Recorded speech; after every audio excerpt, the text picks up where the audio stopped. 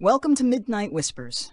Today, you'll hear a haunting story about a soul lost between worlds, a presence that still wanders, carrying sorrow, regret, and unanswered questions. Who is this soul? And why haven't they moved on? Join us as we uncover the mystery. If you're drawn to emotional, mysterious, and deeply moving stories like this one, don't forget to hit subscribe and turn on the notification bell so you never miss a tale from Midnight Whispers. Together, we'll step into a realm where the line between reality and dreams begins to fade.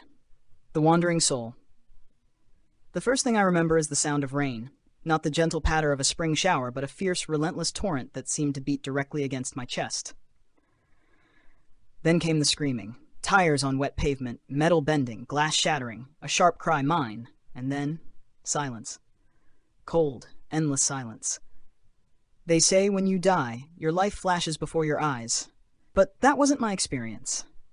My death didn't come with a peaceful montage of memories or a warm light beckoning me home. It came with confusion, fear, and the unbearable feeling of being stuck. My name was Thomas Grady. I was 42 when I died in a car crash just outside of Denver, Colorado. A truck driver lost control in the rain, and in a heartbeat, everything was gone. Except me. I didn't move on. I didn't ascend or descend. I lingered. At first, I thought it was a dream. I could see the scene of the accident, the flashing lights, the horrified faces, and my own lifeless body twisted in metal. I tried to speak, to scream, to touch, but no one heard. No one felt. I was invisible, a shadow clinging to the edge of reality. Days turned into weeks. I watched my wife, Emily, collapse in grief. I watched my son, Jonah, clutch my old baseball glove to his chest and cry himself to sleep. I stood at my own funeral, surrounded by mourners, unable to do anything but weep silently. But even tears escaped me. Then, things changed. One morning, or what felt like morning, I found myself standing in a hospital room. A woman I didn't recognize was screaming in pain, clutching the hand of a man with worried eyes. Nurses and doctors surrounded her, and within moments, a newborn's cry pierced the air. It was overwhelming, chaotic, and then suddenly peaceful. Because I was no longer in the room as a ghost. I was the newborn. I had been reborn. My new name was Caleb Morris. And though I had a new life, a new family, and a new place in the world, I carried something old with me. Fragments.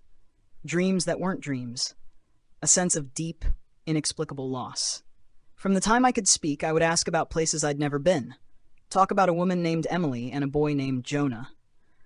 My parents thought it was an overactive imagination.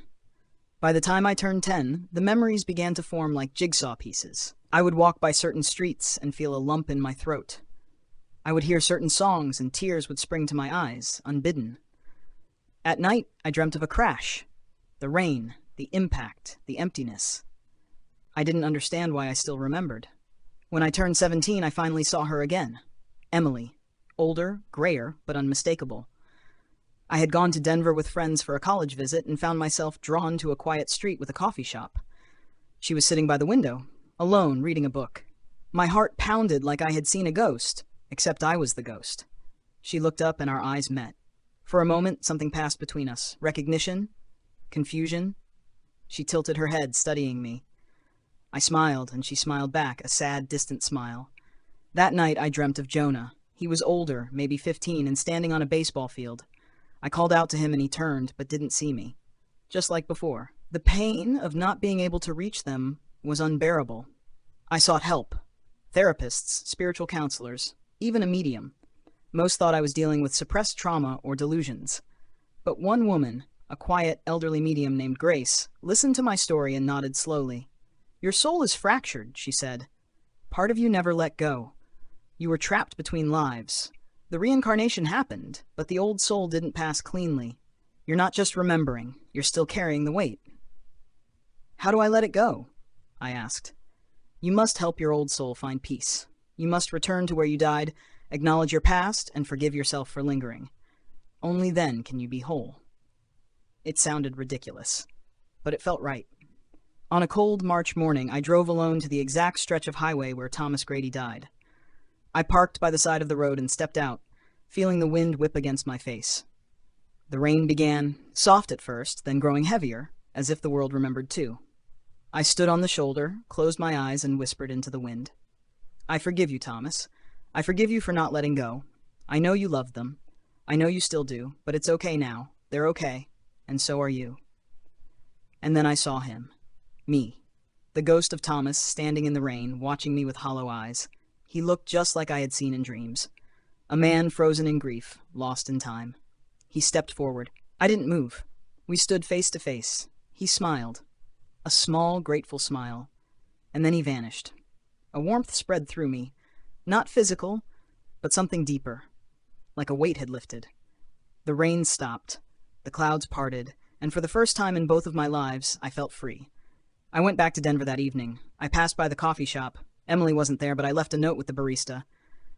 You don't know me, but I want you to know that Thomas loved you deeply. He still does. And he's at peace now. No name. No explanation. Just closure. Today I'm 43, 1 year older than Thomas ever lived to be. I'm married, I have a daughter, and though the memories have faded, the gratitude remains.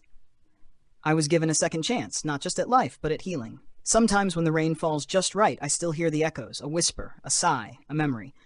But I am no longer a wandering soul. I am whole.